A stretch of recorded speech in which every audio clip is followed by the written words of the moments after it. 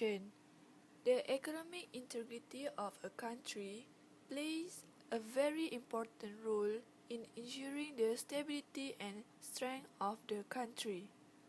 For more than a decade, Malaysia has been relying on revenue from the production of tin and rubber, which has been around 40% of the country's GDP. Today, we can be proud of the variety of sources of income we have. Following in this case, we measure the economic growth of Malaysia during the current year of Malaysia from 2009 to 2018.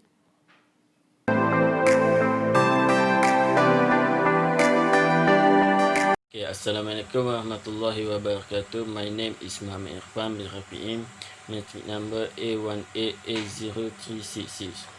Okay, now I want to present about what is the country economy condition for the past 10 years.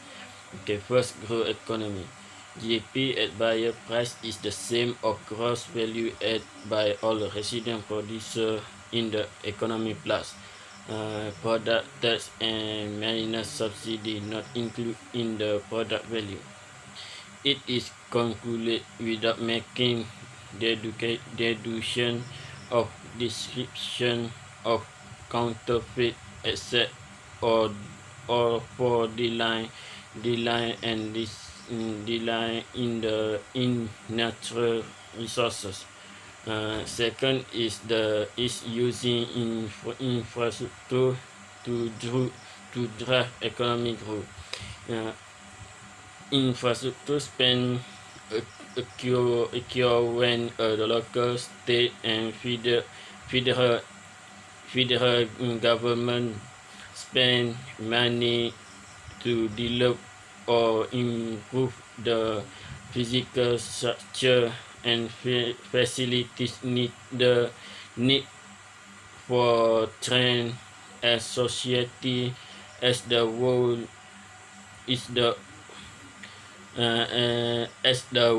to thrive. When is expenditure cover road, bridge, and ports. In addition, infrastructure spend will create jobs as workers must be hired to complete the green light project. Next is policy to serve the economic growth. Public policy that can be set up to create opportunities even though all children will never come from the same family and attend the same school. Every child has the opportunity to reach an economic in society based on their interest, talent, and effort. The public policy for children is improve the care enrichment program for preschool, improve public school. For college level, we spend loans and grants for those in financial need.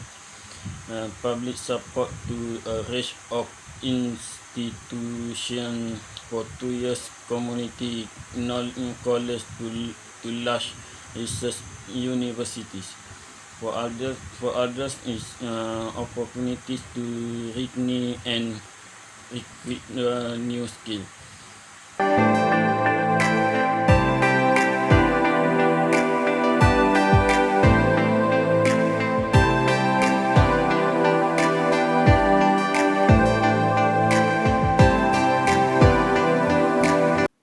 The economic issue.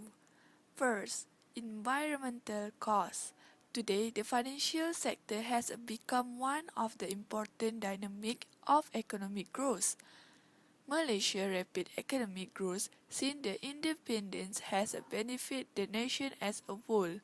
However, it also raises issues related to the natural resources and environment, especially in Malaysia. Second, trade and innovation economics.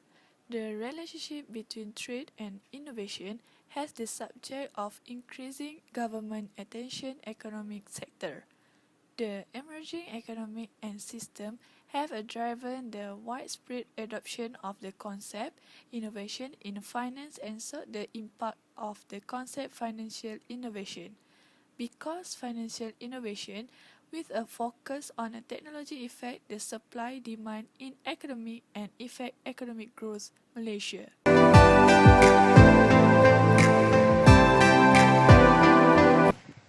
Assalamualaikum and hi. My name is Muhammad Tamizi bin Yusof. Nama metric is A1AA0281. Now, I will present about the impact and effect of economic growth to the Malaysia economy. For the positive effect is improved standard of living. The standard of living is closely related to the quality of life, which can also include factors such as economic and political stability, political and religious liberty, environmental quality, climate and security. Most Malaysians today who have a job can afford to live well because of the increase in several sectors in Malaysia. Some factors have led to improve living standards. For example, the fishery sector has opened up opportunities for most fishermen to improve the living standard due to increased demand for seafood, and the agriculture sector because there are young people who are interested in farming because all of this could create opportunities for them to make their crops to a larger market. Number 2 is education. Because as the economy grows and GDP per capita increase, the government or the average citizen will spend more on education in terms of increasing the number of people which access the education at all level and improving the quality of education by hiring more workers. In the teaching field, there are the greater access to educational materials and also have many books.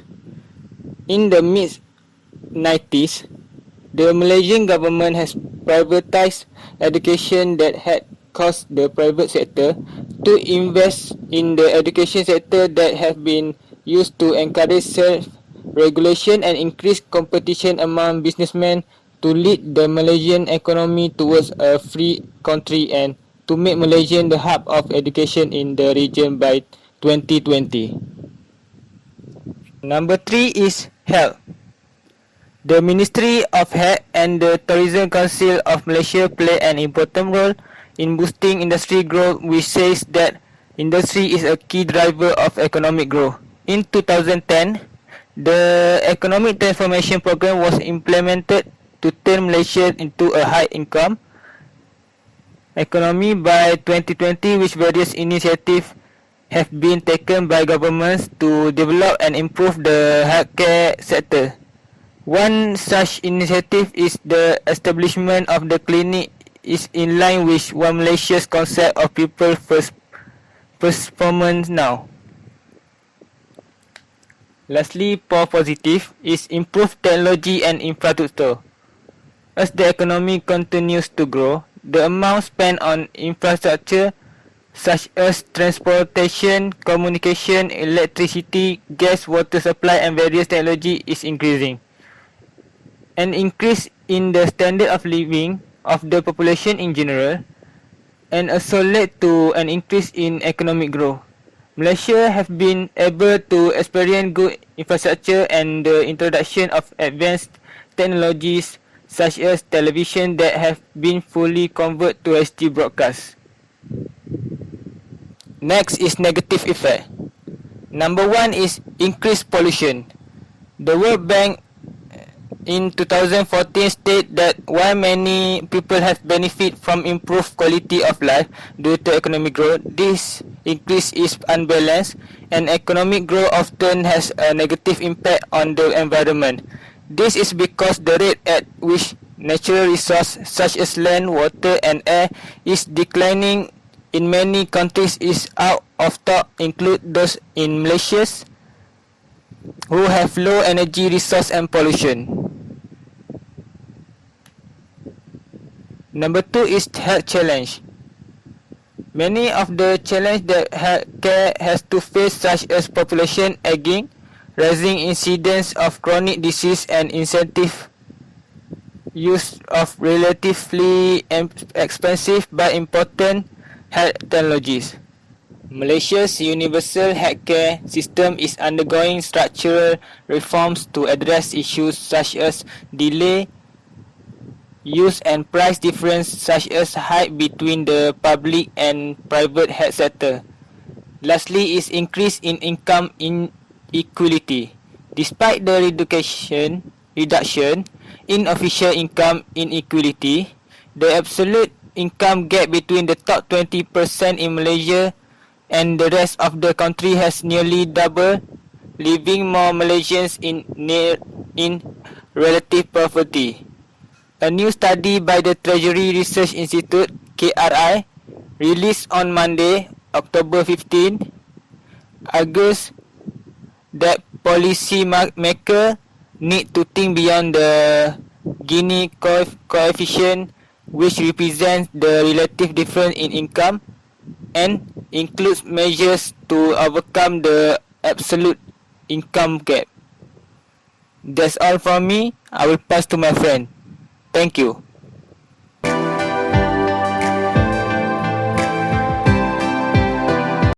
In conclusion, in enhancing the country's economic growth, the Malaysia should be wise in creating the new policy to help revitalize the economy. Malaysia used a fiscal policy to influence the level of aggregate demand in the economy in an effort to achieve economic goal of price stability, full employment, and economic growth. On the other hand, Malaysia is involved in the sale of a government-owned asset to the private sector as they are more efficient in doing business because they have a profit motive to reduce a cost and develop better service.